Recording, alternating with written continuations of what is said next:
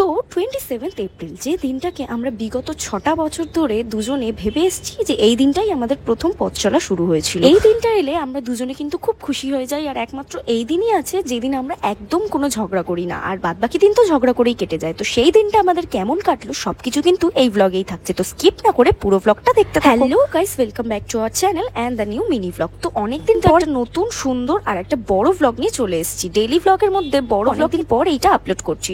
সকাল সকাল আমি উঠে গেছি, উঠে স্নান করে নিয়েছি, আর এই ড্রেসটা কিন্তু আমি আজকে পরবো, তোমাদের দেখিয়ে দিলাম। নতুন কিনেছিলাম, এটা পরা হয়নি। মেইনলি আমি আজকের দিনের জন্যই কিন্তু এই ড্রেসটা তুলে রেখেছিলাম। কুর্তিটা এই দিনই পরবো বলে আমি প্রথম থেকেই ভেবেছিলাম। সকাল সকাল স্নান করে এখন আমি রেডি হয়ে নেব।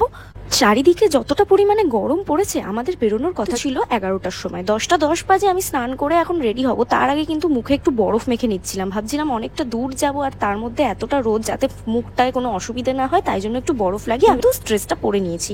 এই কুর্তিটা কিন্তু আমি পয়লা বৈশাখের আগের দিন কিনেছিলাম। ভেবেছিলাম পয়লা বৈশাখেই পরবো, তারপরে ভাবলাম যে না, এই দিনটায় পরলে বেশি ভালো হবে, তাই এই দিনের জন্যই কিন্তু আমি কুর্তিটা যত্ন করে রেখে দিয়েছিলাম। আর এই হলো ব্যাগ, যেটা আমি পয়লা বৈশাখের দিনই কিনেছি। ব্যাগটা কিন্তু আমার ড্রেসের সাথে একদম ম্যাচিং হয়ে গেছে। শুধু ব্যাগ নিলে তো হবে না, আমাকে ছাতাও নিতে হবে, কারণ বাইরে যা রোদ। ছাতা, ক্লিপ সবকিছু কিন্তু নিয়ে নিয়েছি। একটা স্কার্ফও নিয়েছিলাম, যেটা আমার পরে লাগেনি, তো এইগুলো আমি ব্যাগ ভর্তি করে ভরে নেবো। আর তার সাথে কিন্তু নিয়েছি ঠান্ডা জল। তো চলো এবার হালকা করে রেডি হয়ে নেওয়া যাক। মানে রেডি তো আমি হয়ে গেছি, একটু মেকআপ করে নিলাম। আজকে কিন্তু আমি একটুখানি বেশি মেকআপ করেছিলাম, আমার যা মনে হচ্ছে। আমি কিন্তু লাইনার খুব একটা পরি না। আর দেখো, কানের নিয়ে আমি তো খুব কনফিউজ ছিলাম যে কোন কানেরটা আমাকে ভালো লাগবে। তারপর নিজের পছন্দ মতো এই কানেরটাই পরলাম। আর ভাই পাশ দিয়ে ডিস্টার্ব করছিল, ব্যাস এতটুকু অব্দি ঠিক ছিল। তারপরে আমাদের মধ্যে লেগে গেল ঝামেলা। মানে আমি পুরো রেডি হয়ে বসে তারপর জানতে পারলাম যে সে নাকি ঘুম থেকেই ওঠেনি। তাই জন্য আমি কিন্তু রাগ করে এই ঘরে এসে কানের ঠানের একদম খুলে দেবদাসী হয়ে বসেছিলাম। প্রায় 1 ঘন্টা আমি এরকম রেডি হওয়া অবস্থায় কিন্তু ওয়েট করার পর তারপর সে আমাকে ফোন করে বলল বেরোতে। তারপর আমি বেরোলাম। আগে দিয়ে রোদের মধ্যে বেরিয়ে তো কোনো লাভ নেই,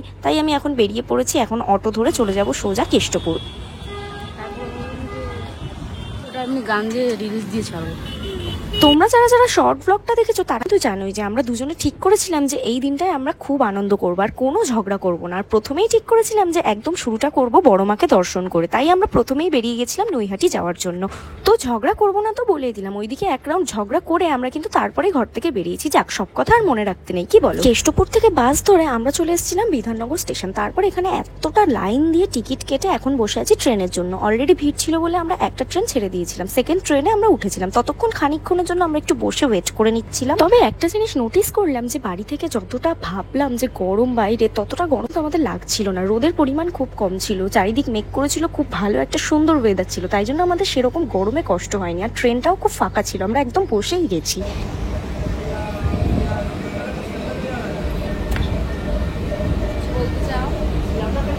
আজকের দিনে আমার সাথে ঘুরতে বেরিয়ে কেমন লাগছে? গরম আছে, কম আছে।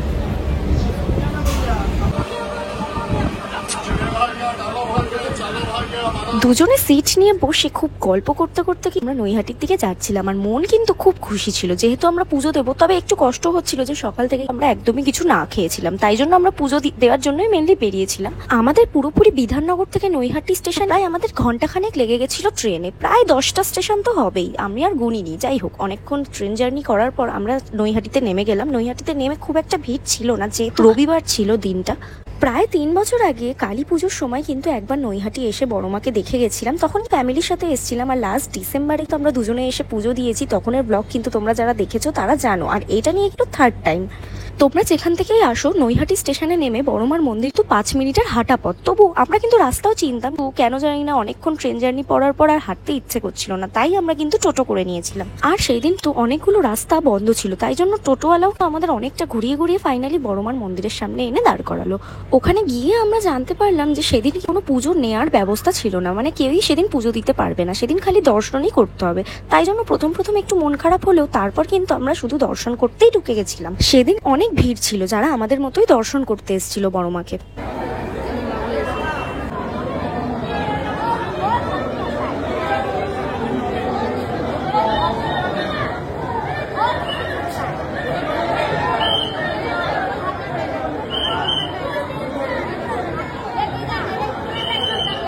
বড় মায়ের মন্দিরে তো ফটো বা ভিডিও করা একদমই অ্যালাউ ছিল না, তাও কয়েকজন করছিল। আমিও খুব কষ্ট করে এইটুকু ক্লিপই নিতে পেরেছি, তবে দর্শন করে আমরা আর ওখানে স্টে করিনি।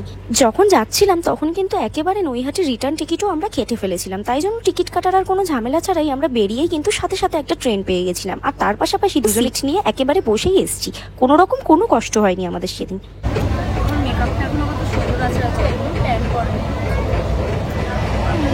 সত্যি মানে এতটা গরম কম থাকবে, রোদ কম থাকবে আমি কিন্তু আশা করিনি। ভেবেছিলাম ট্যান পরে আমার মুখ তো একদম খারাপ হয়ে যাবে, কিন্তু সেরকম কিন্তু কিছুই হয়নি। তারপর খিদে পেয়েছিল আর আমরা ভেবেছিলাম ভেজ খাবার খাবো, তাতে পুজো দিতে পারিনি তো কি হয়েছে, দর্শন তো করতে পেরেছি।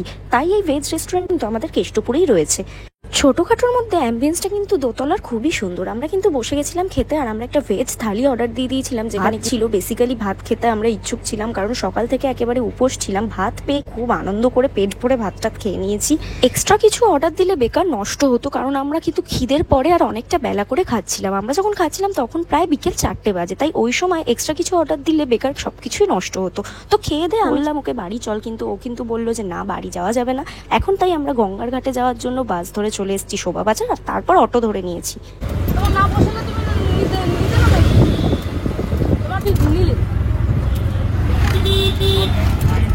দুজনে আমরা গঙ্গার ঘাট চলে এলাম। এবার আমরা যাব সামনের দিকে। তবে গঙ্গার ঘাটে কিন্তু প্রচন্ড পরিমাণে ভিড় ছিল, বেসিক্যালি এই চাপাতলা ঘাটে। আমি তো যখন আসি এই চাপাতলা ঘাটেই আসি, যেখানে এত সুন্দর পিকচার্স করা আর একটা বারান্দাও আছে। এই ঘাটটাই কিন্তু চাপাতলা ঘাট। আর তোমরা ভিড়টা একবার জাস্ট দেখো।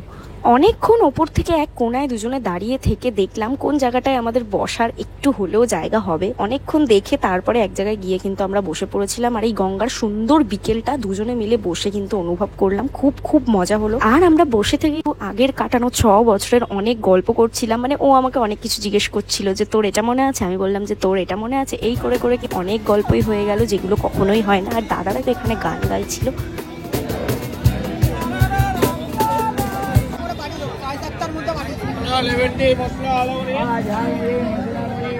তো গঙ্গার ঘাটে এইভাবেই অনেক আনন্দ হলো আমাদের মধ্যে, অনেক না বলা কথা আর অনেক অনেক আড্ডা হলো। তারপর আর ক্লিপ নিতে পারিনি, যেহেতু বাসে খুব ভিড় ছিল। চলে এসেছি আমরা আমাদের কেষ্টপুরে। এবার বাড়ি যাওয়ার পালা। তখন প্রায় বাজে রাত 8টা। এইভাবেই আমরা সারাটা দিন একসাথে থেকে কিন্তু খুব মজা করলাম। তোমরা জানিও তোমাদের এই ব্লগটা কেমন লাগলো। আর সবাই খুব ভালো থেকো, সুস্থ থেকো। খুব শিগগিরই আরেকটা ব্লগ নিয়ে আবার দেখা হবে। টাটা।